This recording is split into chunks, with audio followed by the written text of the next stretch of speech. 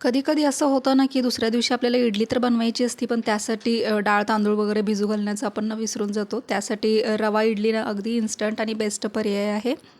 त्याचीच रेसिपी मी तुमच्यासोबत शेअर करते आहे. इथं मी 3 वाटी इडली रवा घेतलेला आहे. मेजरमेंटसाठी कोणतीही 1 वाटी सेट करा.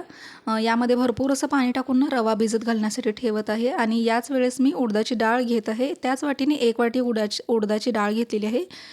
3 चमचे साबुदाणा घेतलेला आहे. डाळ आणि साबुदाणा देखील ना स्वच्छ धुवून पाणी घालून 2 ते 3 तास भिजण्यासाठी ठेवून देते. त्यानंतर थोडंसं पाणी टाकून डाळ आणि साबुदाणा वाटून घेते. रव्याच्या वरती जेही काही एक्स्ट्राचं पाणी जर का शिल्लक असेल ना, तर ते सगळं काढून घेतलेलं आहे मी बाजूला.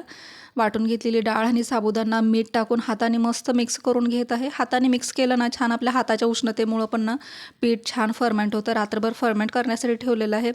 छान असं फुगून आपलं पीठ वरती आलेलं आहे बघा. छान फर्मेंट झालेलं आहे. सोडा टाकण्याची देखील अजिबात गरज नाही आहे.